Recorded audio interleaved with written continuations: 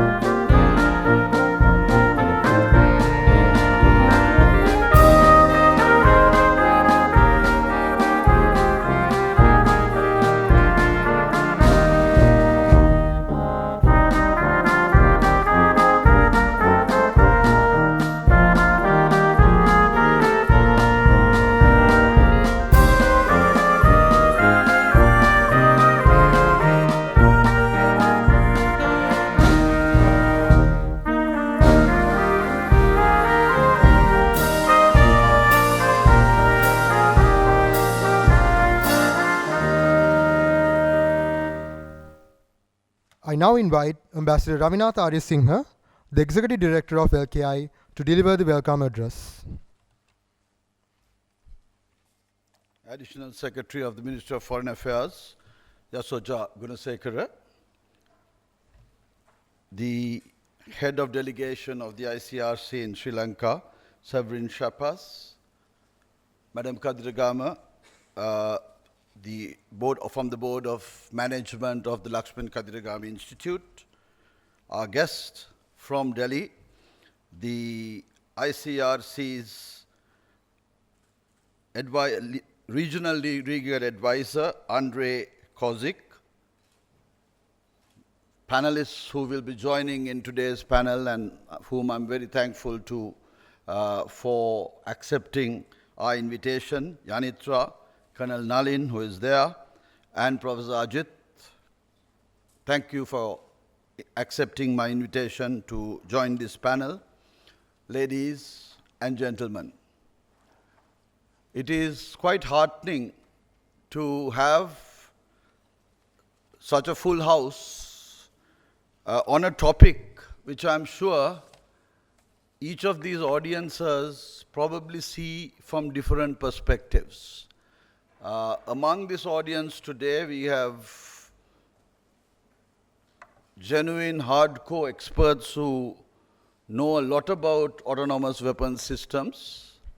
And among them, on the Sri Lankan side, I want to acknowledge Udani from the Foreign Ministry and Asang and Vidya Abegunasekara, who have written about this subject, but also many from other fields, whether it's the defense field, the legal field, the academic field, and students who have dabbled in it, as I would like to use the word.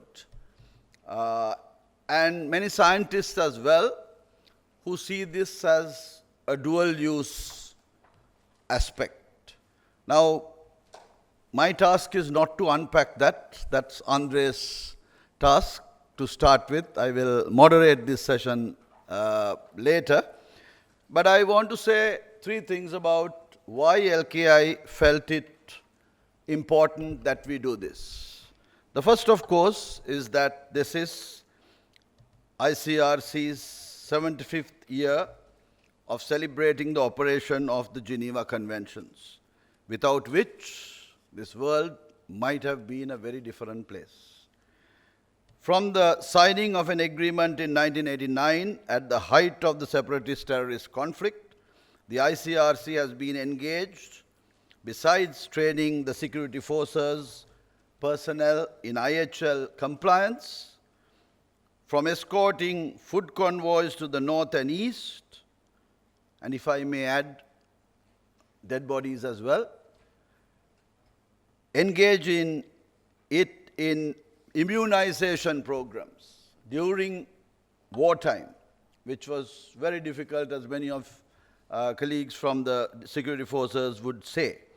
But also to the credit of the LTT, it was coordinated well, and that facilitation was done largely through the ICRC. And in the post-conflict period, ICRC has helped in mine clearance and in resettlement. They have also played a pivotal role when tsunami struck in 2004. The access ensured to the detention centers has been widely acclaimed and has been a hallmark of their participation and contribution in Sri Lanka. We have also seen them safeguarding the interests of refugees and asylum seekers, although we have not signed the Asylum Convention. A less known course in which Sri Lanka, less known activity of the ICRC in Sri Lanka probably is the role they play in the global sphere in disarmament-related and non-proliferation related issues, within which context the aspects of autonomous weapons and the deployment of AI, which is the focus of today's discussion, falls. Now, the second reason why we chose to connect ICRC and focus this on disarmament, autonomous weapon systems, and AI in the context of changing global scope is because Sri Lanka itself has traditionally been known for punching above our weight when it comes to disarmament matters.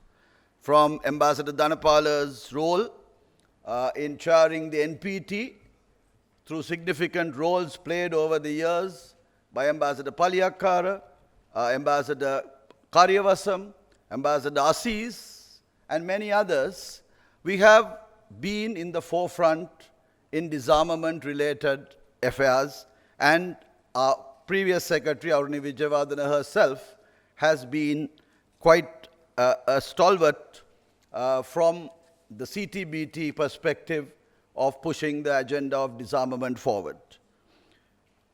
On lethal autonomous weapons, I want to mention that Sri Lanka was able to make an useful contribution during Sri Lanka's chairmanship of the CCW in 2015. At a time I served as the ambassador in Geneva, we were able to upgrade the discussion on laws in the CCW, which previously was only between experts and not at national level, to national level. And through this process, within an year, to ensure that the CCW was able to establish an open-ended group of government experts, a GGG, to study agree on possible recommendations and options relating to emerging technologies on the laws. Now, why laws has become AWS, I'm going to leave Andre to explain. But what I want to try to make clear is the Sri Lankan involvement in this, and I'm sure Yasoja in her presentation will talk about this because Sri Lanka has been very actively involved in carrying forward the torch in this regard in action which has been going on in the UN. A third reason we do this today is because LKI, particularly in the latter part of this year, has decided that we are going to talk beyond the other multitude of areas we work on, which you will see. I'm telling for those who might be here for the first time, if you visit our website, particularly for students, it might be helpful to try to understand the plethora of areas of interest which are currently there. We have been dealing a lot more on modern technology and contemporary challenges, which has been the focus of our work. Recently, we have collaborated with Japan and Australia earlier this year to talk about maritime domain awareness. With the Republic of Korea, middle of this year, we talked about ICT application to enhance efficiency. And today we talk about the autonomous weapon systems and AI in the context of the changing context world. As we speak, several LKI policy briefs are under preparation by research assistants and research interns at LKI, which cover areas specifically including lethal autonomous weapons, nuclear arms race in Asia, on peacekeeping. A study has been completed, and also one on innovation. It is our intention that this present seminar would help the LKI in focusing and sharpening this focus of not just talking about these issues of global politics in an exotic kind of way, which is somebody else's issue, but something connected to us, and how we transform it in a manner that minimizes the negatives and enhances the positives. We believe that today's discussion will contribute to that process. Ambassador Paliyakara, who is not here with us today, who was unable to come, sent me a message earlier today drawing my attention that today the UN Security Council is having a high-level briefing on artificial intelligence, chaired by US Secretary of State Anthony Blinken. I replied that great minds agree. So I think we are taking on a subject which is timely, which is moving, and also which is very controversial. I asked my panelists today to make sure that when you leave this place, you are more clarified about this issue than confused. Because having sat through a lot of discussions on this in my time, particularly in Geneva and a little bit later as secretary, it's quite a big bundle to really unentangle. And I think that that is the challenge I hope Andre and my fellow panelists will attempt to do during the short period of time we have. And I'm thankful once again for the ICRC, particularly Prabodhini, who has been coordinating this with us, and my colleagues for collaborating in this exercise. And I thank all of you who are here today for joining us, and I hope you find this useful. Thank you.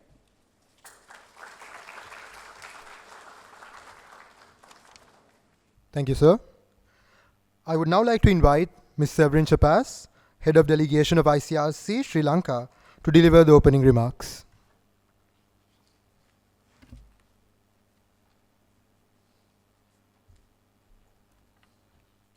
Thank you. Good afternoon. This is Yasoja Gunasekara, Additional Secretary, East Asia, Middle East and Africa of the Ministry of Foreign Affairs. Ambassador Havinata Arya Singha, Executive Director of the Lakshman Kadigama Institute. Dear panelists, distinguished guests, and dear students. Today's seminar is the last in a series of events organized in Sri Lanka this year to mark the 75th anniversary of the Geneva Conventions, as it has been mentioned by the ambassador. And at the ICRC, it's both an honor and a true pleasure to see all you here. And to wrap up this series with this event organized in collaboration with LKI. We're also very grateful for the opportunity to explore some of the contemporary features of armed conflicts and the challenges they present, such as the impact of new technologies on warfare and their implication for the application of international humanitarian law.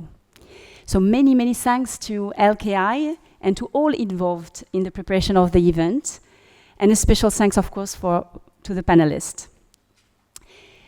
So while my colleague Andrei will dive into the subject of new technologies and international humanitarian law, I would like to share with you some general remarks on the continuous relevance of international humanitarian law, or in short, IHL.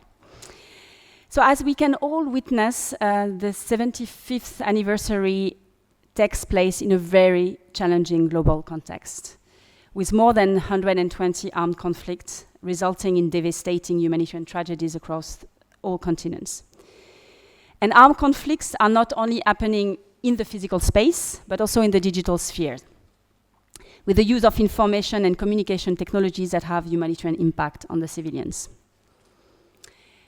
It is 20 years I've been working with the ICRC, and I think I've never heard and read as many references to IHL than during the last 12 months.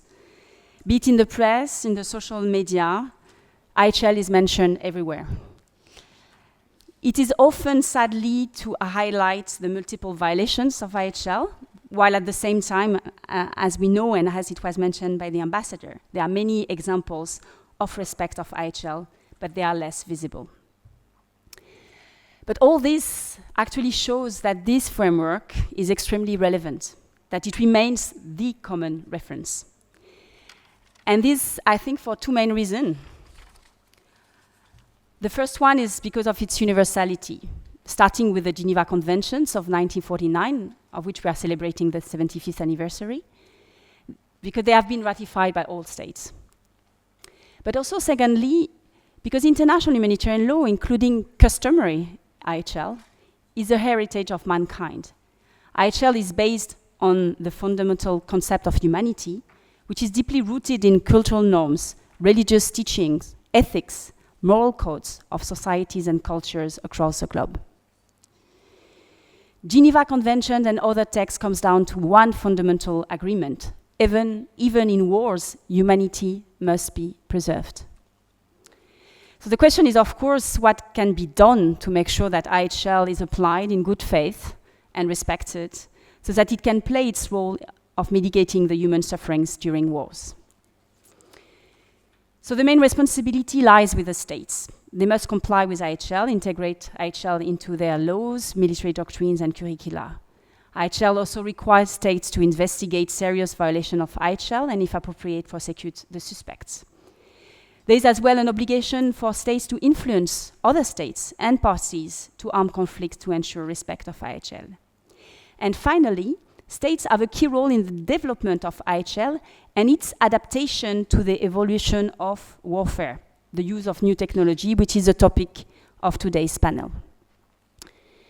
So at the ICRC, our role towards IHL as guardian of IHL can be summarized in three main points. First, on the ground, we engage directly and confidentially with all parties to the conflict to remind them of their obligations, to persuade them to respect IHL. And we support the enforcement of IHL through our humanitarian work. We also provide support to states to integrate IHL in the process of the national implementation. And finally, more globally, we engage with the states bilaterally and in multilateral fora for better respect of IHL and its development. So these dimensions have also guided our engagement on IHL in Sri Lanka since we established our presence here in 1989. And I think Ambassador gave a lot of example of the work of the ICRC during the war in Sri Lanka, when we actually used very much IHL for reaching and implementing our humanitarian action. I would like now to mention 3 important elements that are particularly relevant to Sri Lanka today in relation to international humanitarian law. I would say the first one is actually the post-application of the post-conflict application of international humanitarian law, and it applies particularly to the issue of missing persons. So IHL recognizes the family's right to know the fate and whereabouts of their missing loved one, the right for a missing person to be searched, as well as the obligation to prevent people from going missing. The creation of the Office of Missing Person by the government of Sri Lanka, with a clear mandate, has been a very concrete step toward the implementation of this obligation. And now the next step is it must be the search for the missing person and providing answers to the families. And on that, of course, as the ICRC, we are ready to provide our technical support. The second dimension, very relevant to Sri Lanka, is of course the work on national integration of IHL, which involves, of course, the key role of the National IHL Committee, which is under the Ministry of Foreign Affairs, but also the armed forces, and I'm very happy to see many representatives of the Sri Lankan armed forces here today. But as well, it's also the dissemination of IHL through very productive engagement we have been having with universities, BIDTI, and as well as religious circles. Thirdly, and it has been mentioned already, but I also want to mention it, I think the third dimension is the international engagement of Sri Lanka in the promotion and development of IHL. And it is particularly indeed notable and commendable in the field of disarmament, weapons control, such as nuclear weapons, but also chemical, biological weapons, and new technologies. And the voice of Sri Lanka has been very, very clear regarding the grave risks raised by autonomous weapons and the urgent need for new international rules on this system, as well as a new legally binding instrument. And this position of Sri Lanka is very, I would say, advanced, and it's also the position we are defending as the ICRC. So my colleague Andrei will also develop this further during his presentation. Because as a matter of fact, the increased use of autonomous weapon system puts at risk the fundamental principle at the core of IHL, the humanity. How do we preserve humanity in war when human being is handing over the control of weapons, the possibility to kill, to machines? So there is such an urgency today to address the lack of respect for IHL, as well as the necessity to preserve humanity in war, that we, the ICRC, are asking all states to make international humanitarian law a priority, a national and international priority. In September this year, 6 states, Brazil, China, France, Jordan, Kazakhstan, and South Africa, together with the president of the ICRC, have launched a global initiative to galvanize political commitment to IHL. This work will culminate in a landmark meeting to uphold humanity in war by the end of 2026. This initiative, of course, is an invitation to all states to join and seeks to give a strong impulse to bring hope to the mitigation of humanitarian challenges around the globe. So the ICRC is engaging all stakeholders to join this initiative. In conclusion, I would like to say that this 75th anniversary of the Geneva Convention is actually a key moment for all of us for reflection on international humanitarian law and on the concept of humanity in general. It includes important philosophical, ethical discussions, such as today's event and the panel on autonomous weapon system, artificial intelligence, and its implication to IHL. IHL is a formal expression of universally shared, deeply held human values. It reflects, complement, and strengthen existing legal traditions, cultural norms, and religious values. And it's a common heritage of humankind. So, ladies and gentlemen, let us not spare any efforts to implement and promote international humanitarian law, ensuring that even in the darkest times, humanity prevails. Thank you very much for your attention. I wish you a very fruitful discussion today. Thank you.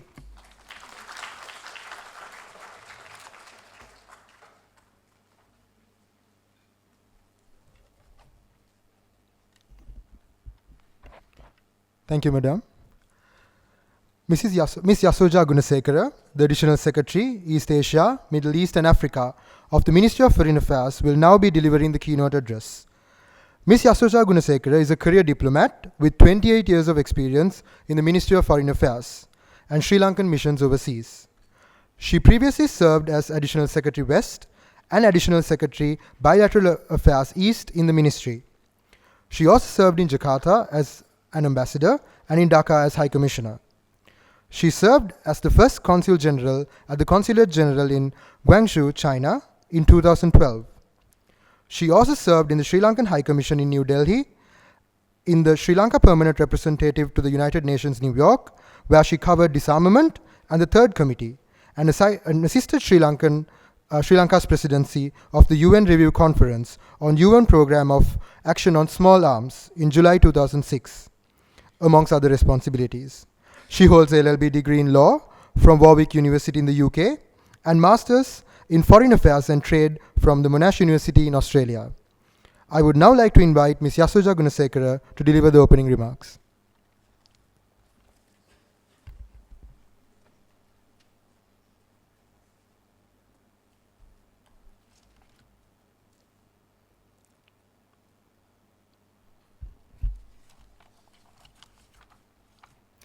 Ambassador Arya Singha, Executive Director of the Lakshman Kadirkama Institute, Madam Sugandhi Kadirkama, Ms. Severin Shapaz, Head of the ICRC Delegation in Sri Lanka, Dr.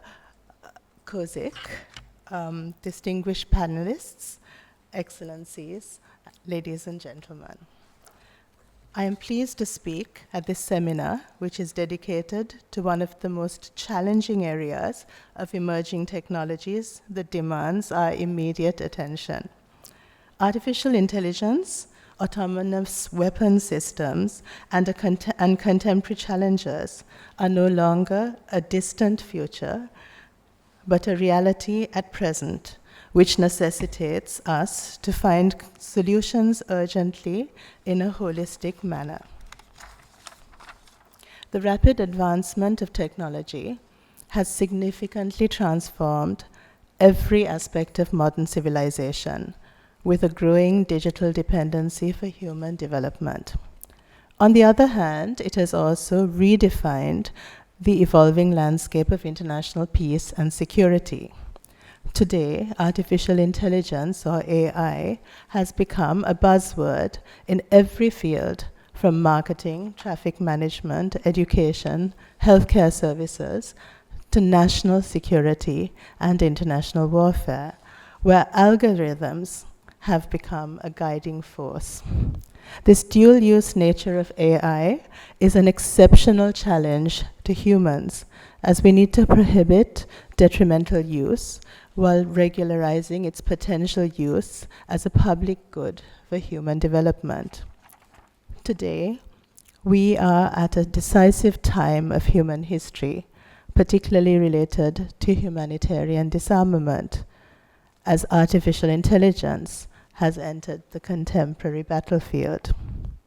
Integration of artificial intelligence into weapon systems raises serious concerns over the fundamental principles of international humanitarian law and poses challenges in legal, ethical, security, technological, and humanitarian aspects.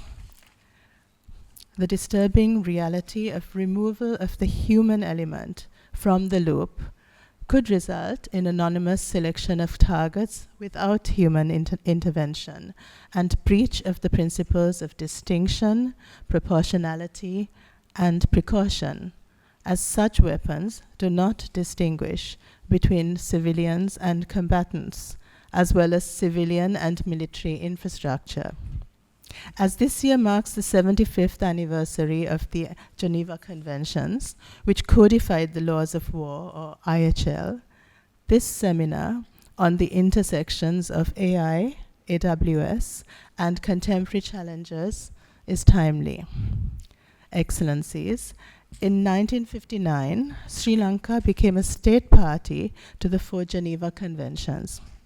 As a country that has consistently advocated for humanitarian disarmament over the decades, Sri Lanka has actively contributed to multilateral discussions on the contemporary challenges posed by autonomous weapons systems.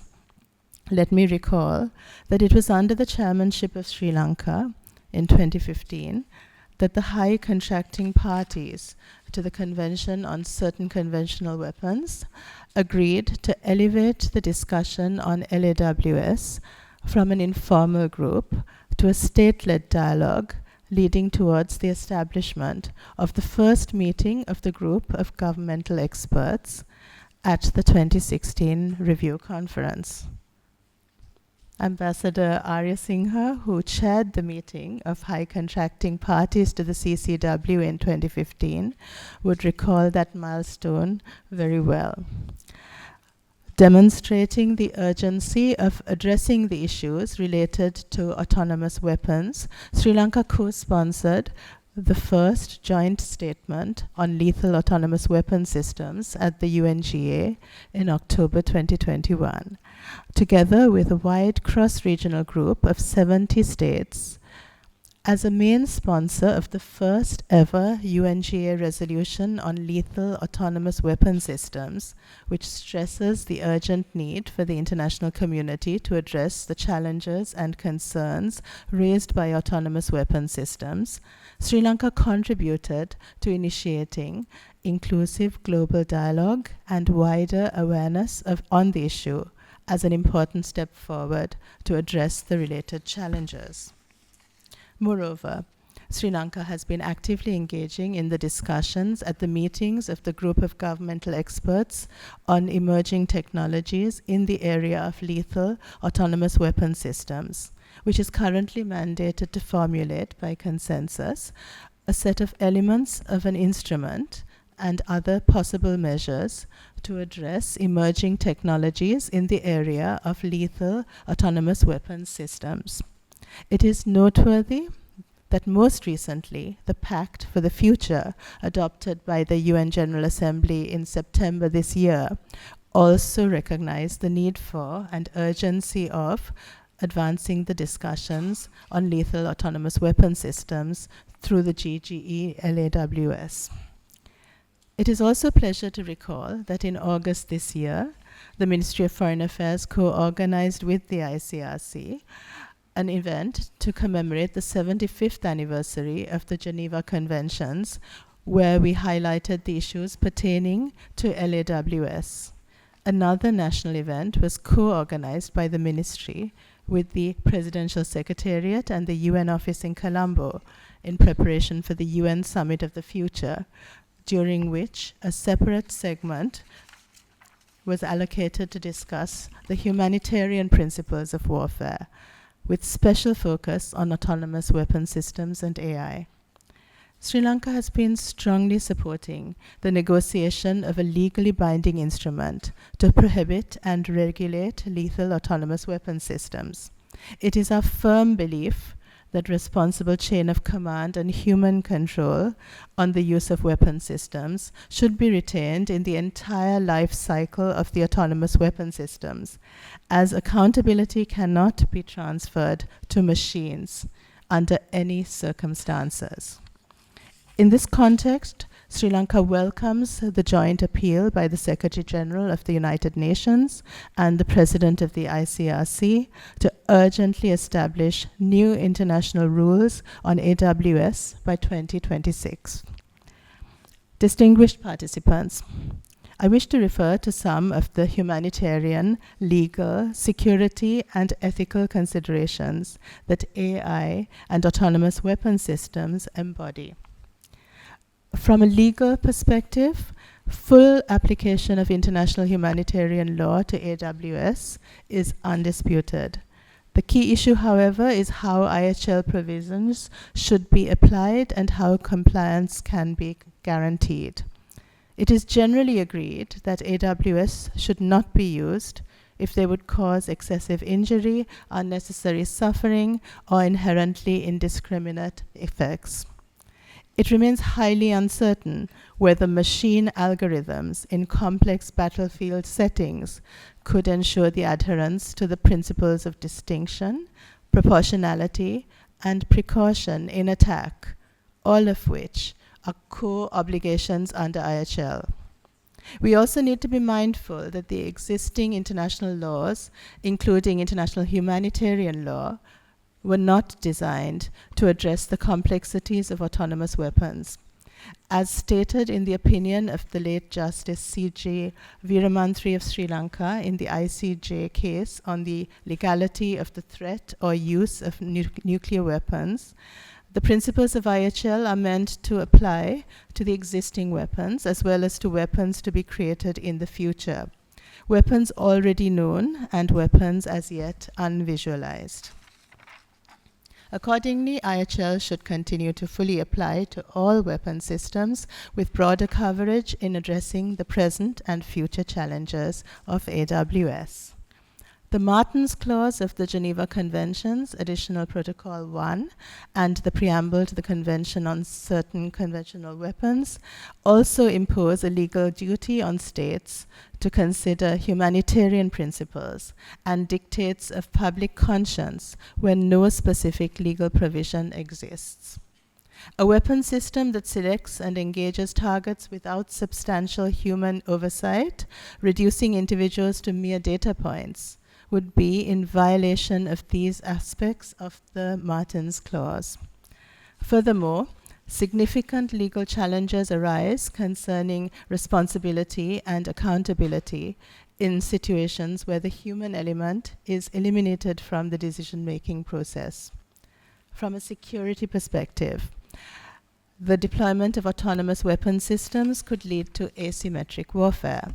It may also increase the likelihood of conflict escalation, as states are more inclined to engage in armed conflicts when the risk of military casualties is minimized for the user state.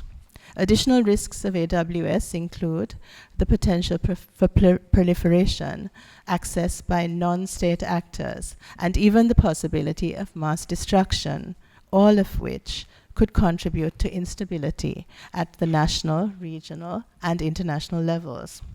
In the absence of binding regulations, these weapon systems are bound to trigger costly arms races given the relative ease with which the relative technology could be acquired.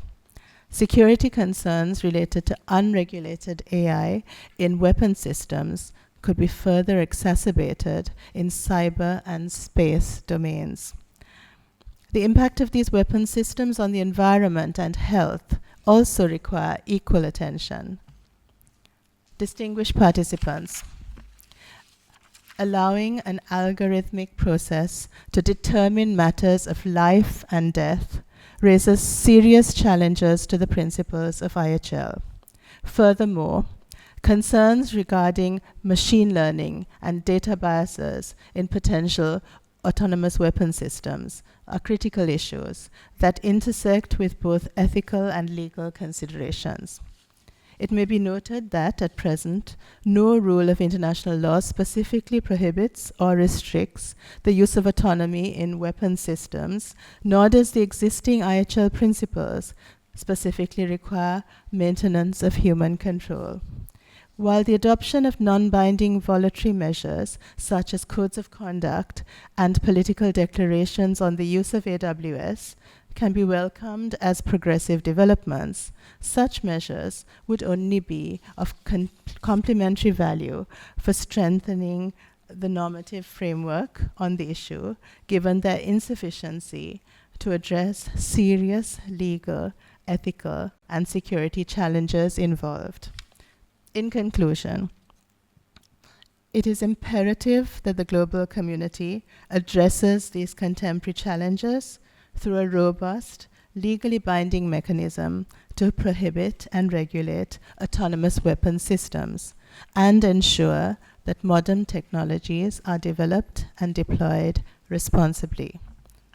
I look forward to hearing the valuable insights of the distinguished panelists on this topic this evening. Thank you.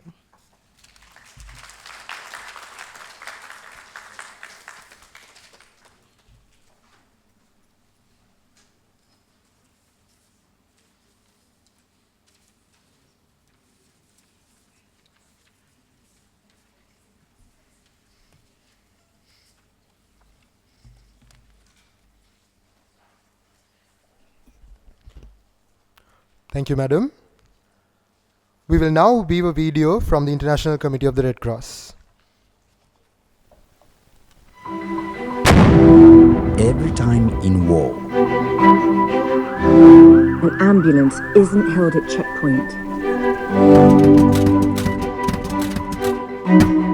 A wounded person isn't denied treatment.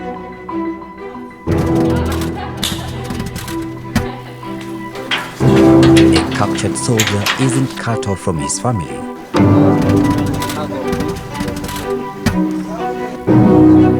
And aid isn't blocked.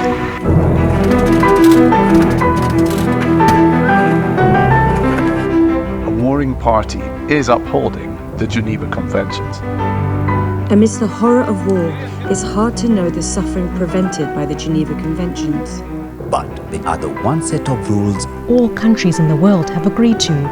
That limits suffering in war and reflect compassionate principles from many religions and cultures.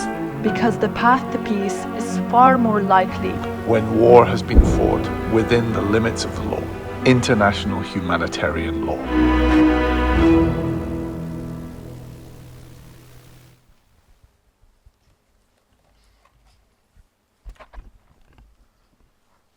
In order to commence the proceedings of the session, it is my honor to invite Dr. Andrei Kozik for his presentation on background and introduction to AWS and AI, current trends and challenges encompassing the ICRC effort. Dr. Kozik graduated summa cum laude from the Presidential Academy of Public Administration School of Law, Minsk, Belarus, and got his PhD in 2003. He taught public international law, international humanitarian law, and IT law in universities worldwide for 25 years.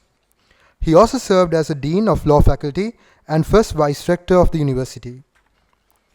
He enjoyed being a member of many international law journal review boards, societies, and groups, including the Board of Directors of the International Society for Military Law and the Law of War, Brussels, the Tallinn Manual 2.0 Expert Group, the First and Third Geneva Conventions Updated Commentaries Review Group, the state delegations to UNGGE on information security.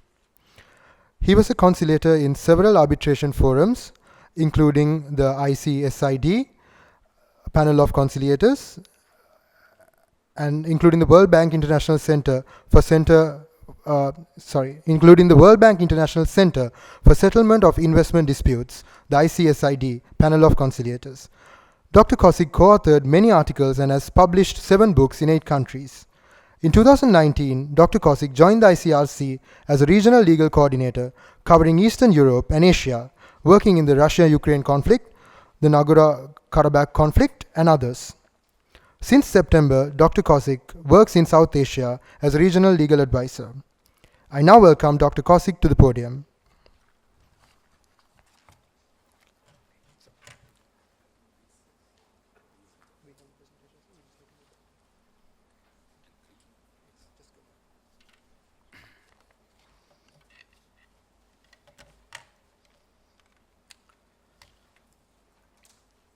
Your Excellency, Additional Secretary Yasoja Gunasekera, Your Excellency Ambassador Ravinata Ariasinha, Your Excellency Head of the ICRC in Sri Lanka, Ms. Severin Chapas, dear colleagues, dear guests, ladies and gentlemen. It's a big pleasure being here, presenting and sharing my thoughts as well as the position of the organization which I represent today on the issue of autonomous weapon systems and artificial intelligence. We will have a very interesting panel with distinguished experts, practitioners, professors, and we will be happy to take the questions after the panel. And today my task is to share a little bit about the technology and about the law, IHL, that has been just represented in the video. We are all here from different backgrounds, so I would like to ask for your permission to start with some basic elements from which we will go to something more complicated as new technologies today. So I will also, because, well, it's impossible to cover everything, so I will use the QR codes in my presentations, which would allow you to scan it and to immediately switch to the document which I'm quoting today and to which I will give references.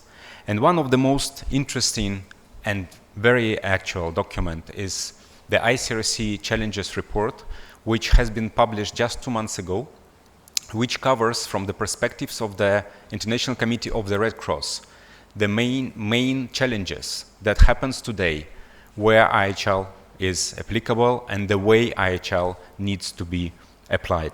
I will reference to this document a number of times, and I encourage all of you to download and to go through it if you are interested in how IHL deals with the contemporary challenges of armed conflict.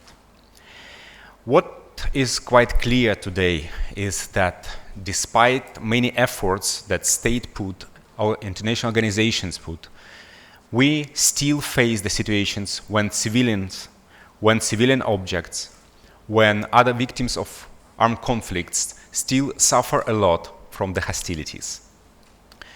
The very idea of the Geneva Conventions, which we have mentioned many times today, was to ensure that the horrible outcomes of the Second World War would become a good lesson for all of us, for the mankind, and that in the future these horrible consequences could be avoided.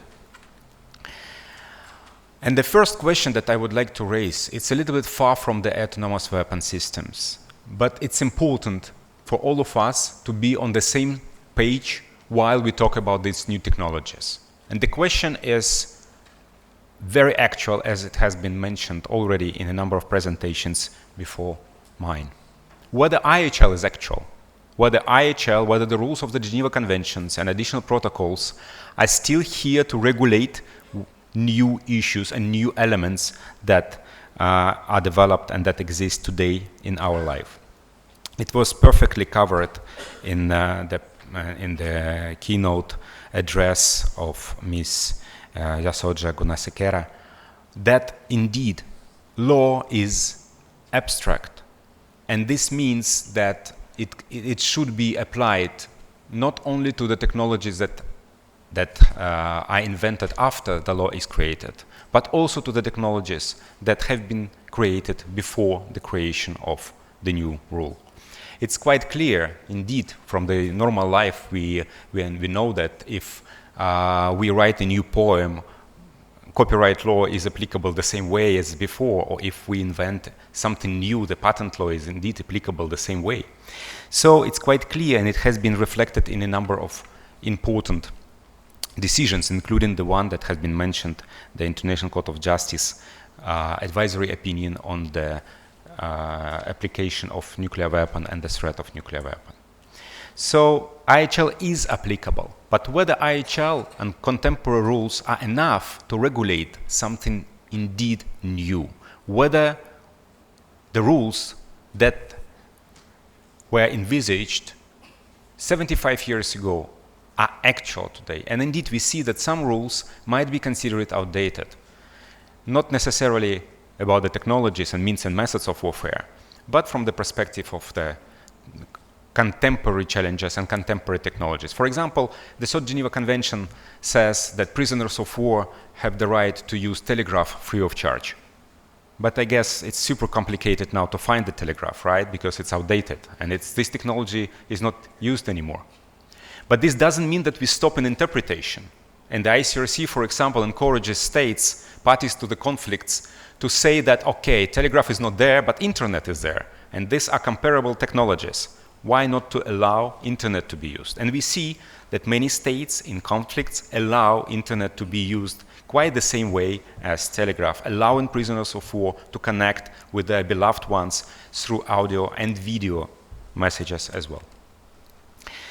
Another concept, also quite a basic one, and again I ask you kindly to forgive me for this, is the IHL itself. It's indeed a set of norms that was developed to make the war more humane. It's quite clear for all of us. But whether states were able to proclaim that humanity is the main principle that should prevail in the battlefield? Unfortunately, the answer is no. The states were looking for the balance between two important principles: military necessity and humanity. Military necessity means to prevail in war. Each and every soldier knows what need to be achieved in an armed conflict: to win, to prevail, to get the victory. It could be done, it could be achieved in different means, but the idea was to ensure that the means and methods that are used allow humanity to be there in the battlefield. And even more important, or more practical, to ensure that the force, the lethal force that is used, is really needed in these circumstances and is not excessive to the idea of prevailing in an armed conflict. And actually, this is a picture of the official ceremony of signing the conventions, which happened actually in December. Officially, it happened in December of 1949, so just a couple of weeks ago, let's say that. And as you see, there were a lot of generals, acting generals there. And definitely, they would not sign and they would not think about the conventions as something that prevailed them to win the war, to prevail them to achieve the objectives. So the idea is indeed to get the balance. But in order to switch on the humanity in an armed conflict, what is needed, we indeed need to be experts in IHL, how to use it. Each of us can make sounds out of a piano, but not each of us can play really good music, Mozart or Chopin. And this can be done if we know IHL and we know how to apply it. So today we will talk about the means and methods of warfare. And while talking about them, we cannot avoid referencing St. Petersburg Declaration, which is quite an old document, as you see, 1868, which the very first time in history prohibited a concrete type of weapon, the exploding bullets. And the preamble of the document fantastically articulates the objectives of the parties to the conflict to compete. It says, the only legitimate object which states should endeavor to accomplish during war is to weaken the military forces of the enemy. For this purpose, it is sufficient to disable the greatest possible number of men. This object would be exceeded by the employment of arms which uselessly aggravate the sufferings of disabled men or render their death inevitable. The employment of such arms would therefore be contrary to the laws of humanity. This is a quintessence of military necessity versus humanity. Indeed, states were not able to say, we will not wage wars. Despite Article 2.4 of the UN Charter, we still know that wars happen. But states already in the 19th century were quite clear about the issue that war can be limited. And they wanted really to exclude the unnecessary sufferings that do not lead to the objective to win the war. This rule evolved into other rules, and the main idea of IHL, while we talk about means and methods of warfare, is indeed that each time when new mean or methods of warfare is employed, or an old one, states need to remember, or parties to the conflicts need to remember, that the means of methods, the choice is not unlimited. Each time when new type of means come, we need to go through the expertise to understand whether from the perspectives of the current rules of IHL, this or that mean or method of warfare is allowed. You see on the left, exploding bullets. You see the effect of exploding bullets when they get into the body, and an example of the chemical weapon on the right. There was very interesting development in the means and methods of warfare. Thanks to the ICRC and support of a number of states, the very first time in the history, through the adoption of the Protocol 4 to the 1980 Convention, a specific type of weapon that has not been yet actually employed in the military forces was prohibited, the blinding laser weapon. So this gives us a hope that the progressive development of law could lead to the full prohibition of weapons that the civilizations do not want to see in the battlefield. And now let me please switch to the two elements that we discuss on substance: artificial intelligence and autonomous weapon systems. We will discuss a lot during the panel today, so I will not go deep into the aspects that probably will be covered by my colleagues in the panel, but I would like to raise a number of issues here to be able to discuss and to answer your questions after. So artificial intelligence itself, indeed a technology that can be used in different ways. Artificial intelligence doesn't mean that its applicability or doesn't mean its relevance to armed conflicts only, indeed. But it's heavily used today for decision making.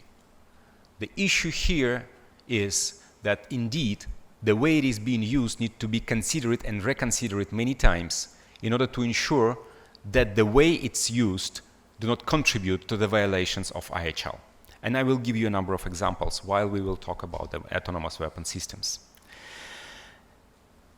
Switching to autonomous weapon systems, which also quite heavily rely on AI, not necessarily, but when we talk about them, we quite often think about the artificial intelligence as a part of the systems.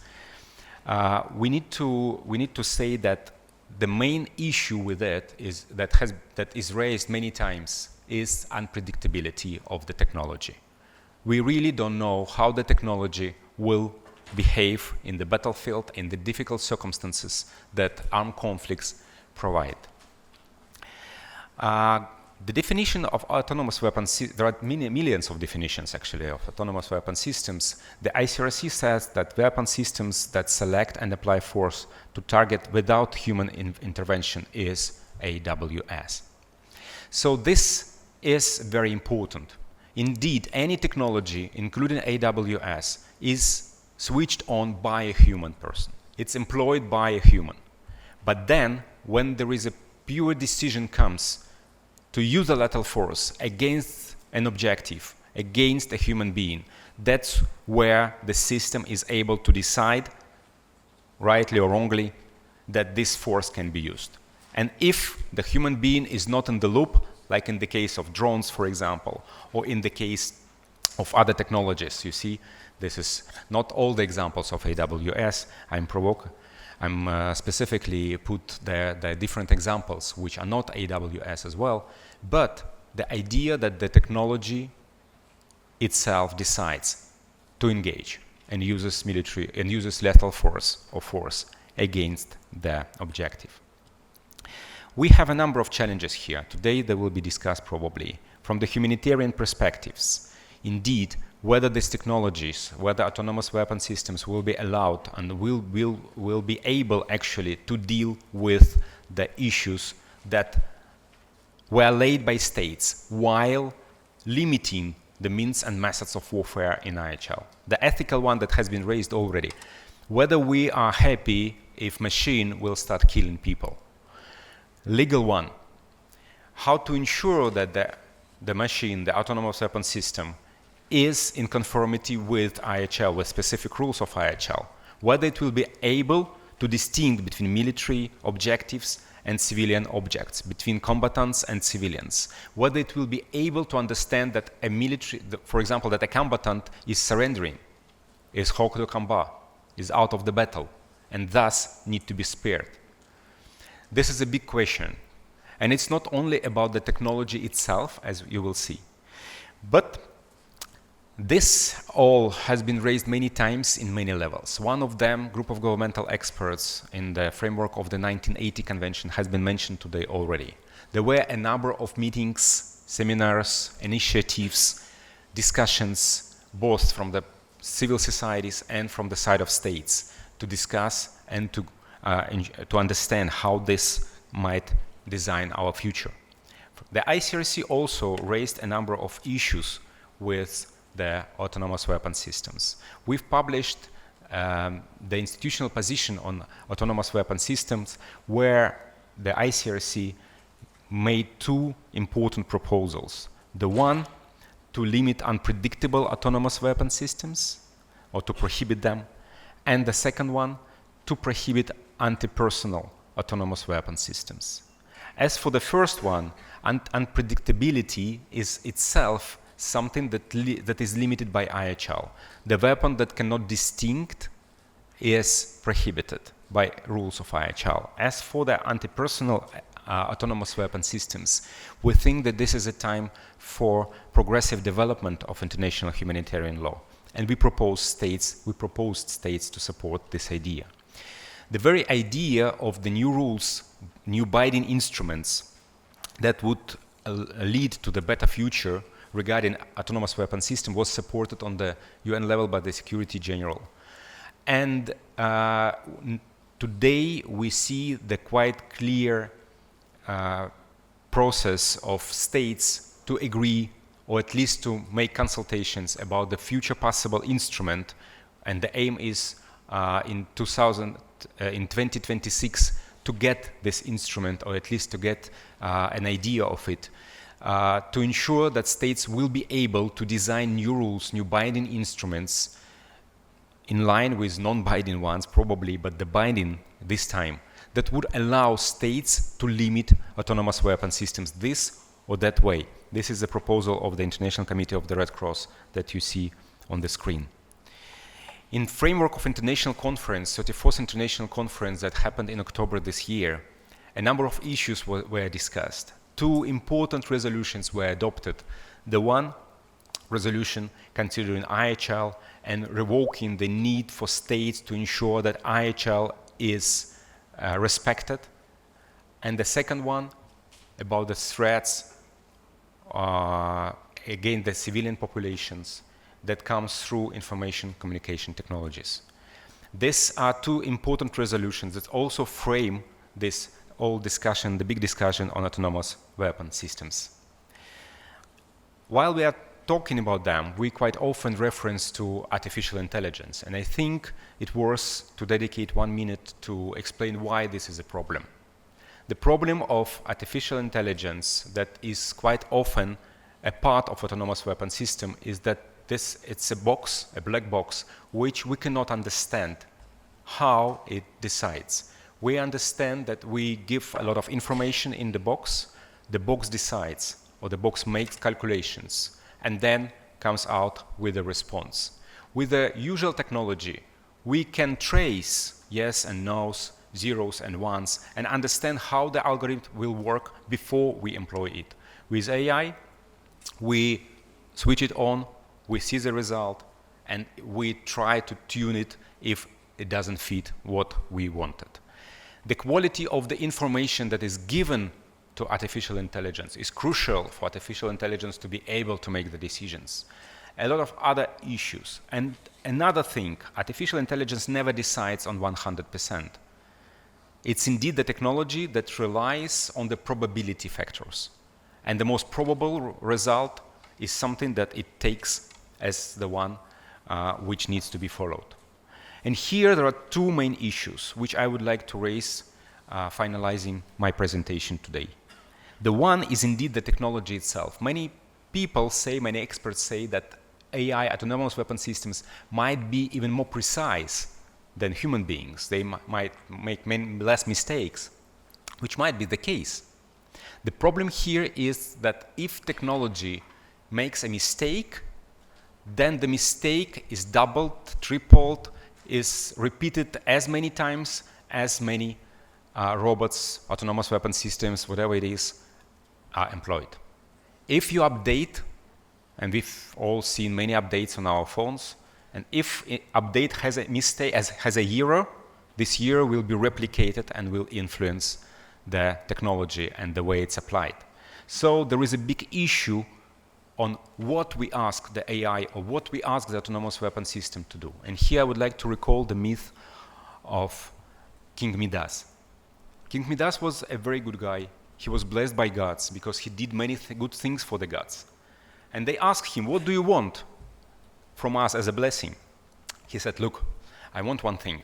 I want anything I touch would turn into gold. Are you sure? Yes, I'm sure. Okay, get it. So he went home, touched the tree became gold. He was very happy. Touched the door became gold. The house became gold, very happy. He wanted to drink some water. He took the glass, and the glass turned into gold. He wanted to eat something. He touched the food turned into gold. He started crying, understanding that that was a mistake. He miscalculated what he wanted and what he thought he would get. His daughter came to hug him. He hugged her, and she turned into the gold statue. That's an example from the ancient methodology, from the ancient times, that if we do not understand the results fully, we need to think 2, 3, 4, 5 times. And when we talk about the human lives, probably this works to limit the technology unless we are fully 100% sure about the outcome of the technology. And there is another example which gives another perspective to this. This is a real story from the life of my family. In 1941, Germans, during the Second World War, occupied the territory of that day's Republic of Belarus, a part of Soviet Union. And my grandfather went to partisans. My grandmother stayed in the village with her 3 children. Partisans made an operation. They blown up the pumping station, so the trains were not able to go. And Germans became very angry of that. So they came to the village. They made a line of civilians and started to shoot each 10 civilians, asking them to give up the families of partisans for repressions. My grandmother, with her 3 children, was one of the last in the line. And she was guarded by a German soldier of Polish origin who said her in Polish, Matka, tikaj w les. Mother, go to the forest, go to the forest. So she escaped. Out of the village, only 10 people survived that days. She escaped. After a couple of days, she found her husband, my grandfather. They spent 3 years in swamps, in forests, hiding and trying to survive. She lost 2 of her children. In 1944, they came back to the village to see how the house was turned into fire and is burning out. So they started the life from the scratch. And in 1948, my father was born. And that's why I'm here today, is able to present you this story. And now give yourself a thought. If instead of that Polish soldier, you would get an autonomous weapon system that was given an order, which looks very legitimate, to guard the civilians, I would not be able to stay here and to have a privilege to present you about autonomous weapon systems. And this is exactly what we mean when we say ethics. When we say that machine should not decide. Because whatever technology you have, whether it will be able to look at the problem from another angle, whether it will be able to see, not in a narrow, but in a wide perspective, the order, and to understand what the order it is. Because in the large scale, in the large picture, this is a war crime. And this Polish soldier participated in that war crime. And the autonomous weapon system can be used the same way. So this is not only the technology itself. This is indeed something more about not even the ideal technology can be used the way that it will contribute to the war crimes. And if a man might understand what's going on, the technology is not designed to understand this large context. Thank you very much. I'm looking forward for my colleagues to join me in the panel and looking forward for your questions. Thank you very much for your questions.